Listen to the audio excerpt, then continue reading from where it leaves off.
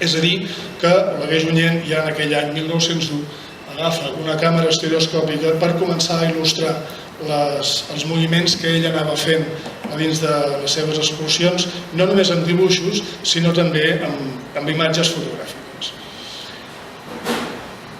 L'activitat fotogràfica de l'Oleguer Junyent, però, no era només la d'escenografies, era un personatge molt ben posicionat a dins del món de les grans manifestacions artístiques barcelonines. Aquí, per exemple, veiem un escenari bastant curiós, que és l'antic Palau de Belles Arts, que va ser enderrocat, on avui hi ha l'antiga seu dels jutjats de Barcelona i al carrer Comerç. En aquell moment se li va encarregar, durant una festa que es feia en aquella època, que es deia la Festa del Coso Blanco, l'organització d'una partida d'escacs vivents, l'any 1904. L'Oleguer Junyent va vestir tot el palau per tal que aquesta partida tingués lloc i va muntar tota l'escenografia i tota la vestimenta del tauler d'escacs durant aquesta representació. 1904. El que passa és que el 1908 sí que comença una cosa que és important, que és cabdal, diria jo, dins de la seva trajectòria artística i també bàsicament dins de la seva trajectòria fotogràfica. I com no, la premsa continua fent-se'n ressò dels viatges que vol fer aquest personatge. Veiem dos dels dibuixos que va fer al llarg d'aquest viatge, que són força interessants, sobretot el primer, perquè explica en certa forma una de les anècdotes, o que explica una anècdota que revela en certa forma el caràcter d'aquest Oleguer Junyent. En concret, en aquest dibuix explica a un tal Tomàs que arriben a Marsella després d'un viatge molt borrascós per causa d'un xoc de trens de càrrega. Hem fet 4 transbordos i a la fi som a Marsella gràcies a un tren especial. Són dues imatges quadrades que, vistes a través d'un visor, donen aquesta sensació de relleu que hem intentat plasmar amb algunes de les imatges d'aquí. Com dèiem, doncs, fa l'exposició al Faians Català i continua fent tota una sèrie d'actes relacionades, en certa forma, amb la volta al món, el reconeixement que té la societat envers l'exposició, els dibuixos, etc. I fins i tot com al llarg de la seva trajectòria es va recordant aquest fet que esdevé en certa forma cabdal dintre de la trajectòria vital, diria jo, d'Oleguer Junyent.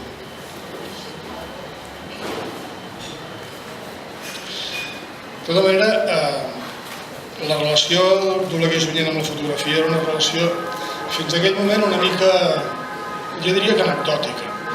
Ell no era un fotògraf, ell era un artista, era un escenògraf, però coneixia la fotografia, sabia que existien les màquines i moltes vegades les va fer servir per il·lustrar i per recollir informació que possiblement després faria servir en el decurs de les seves investigacions, dibuixos, etc. Sí que va tenir, però, un pes específic amb un fet concret l'any 1922, quan va formar part d'un jurat d'un premi fotogràfic que es va fer arran de la inauguració de la primera fase de les obres de l'urbanització de la muntanya de Montjuïc.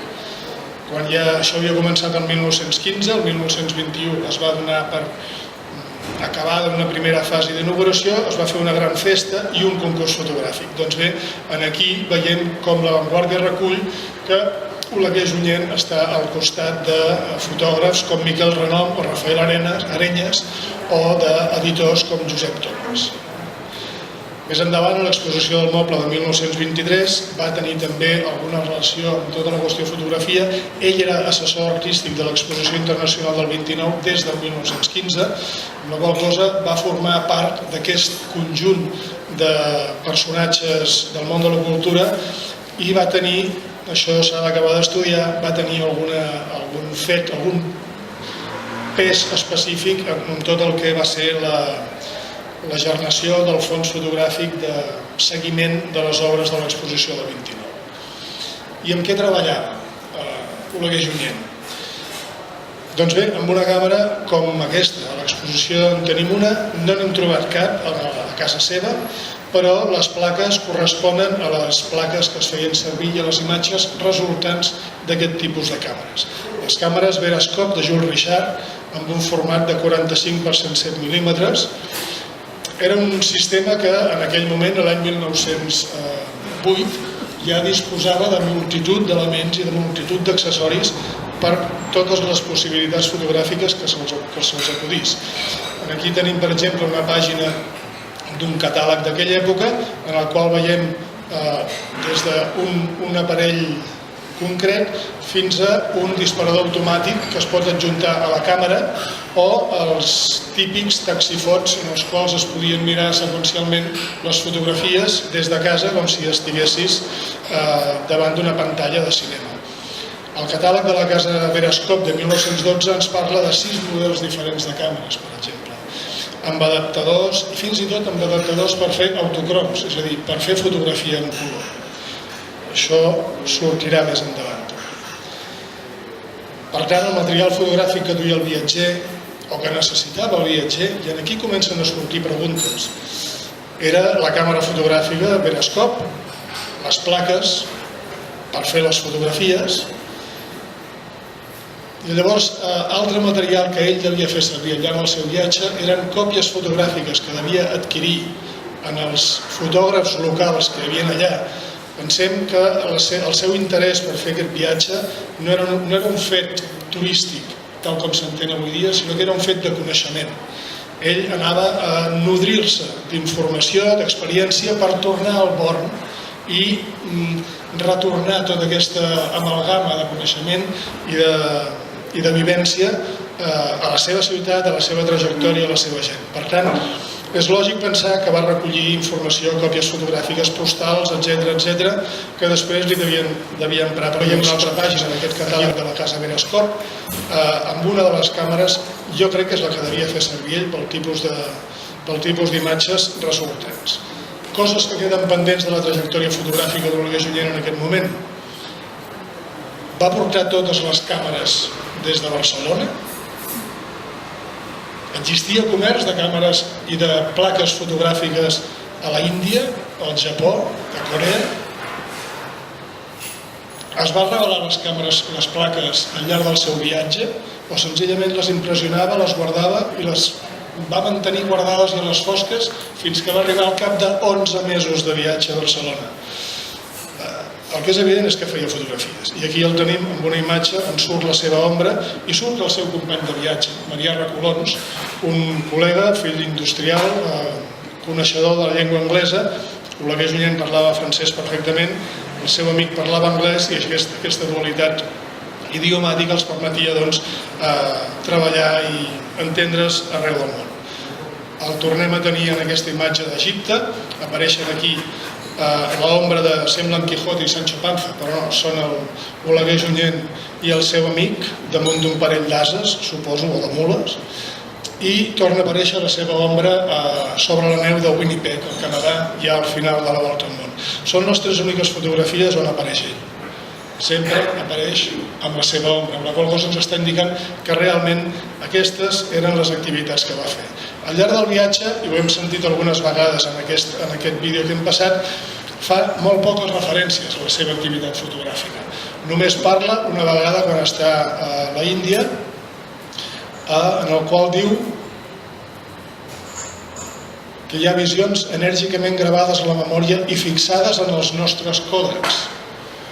Parla de còdecs. Ell està fent servir una Jules Richard, però parla de còdecs. O sigui, la preeminència del mot còdec i de la sonoritat d'aquesta casa comercial existien càmeres còdec estereoscòpiques en aquell moment, ara no recordo el nom, ho hauria de veure aquí, però és curiós que ell parli dels nostres còdecs. A la Índia també té una frase curiosa quan parla de que li és permès visitar els paradisíacs jardins antics i prendre tantes notes de color i fotografies. És a dir, el fet de viatjar d'aquesta manera, intentant conèixer la gent del món, no passant només per damunt dels llocs, sinó implicant-se en els llocs, el va fer conèixer, en aquest cas, a un parent d'un rajà d'allà, el qual els va convidar a visitar els jardins privats.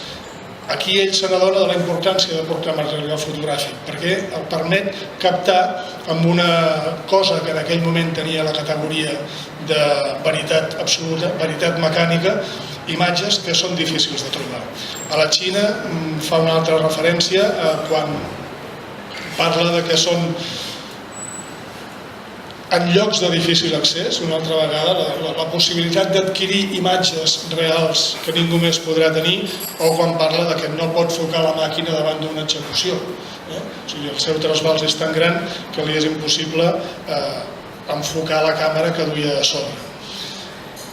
Bé, dues referències més. La del final també és molt curiosa quan parla de la...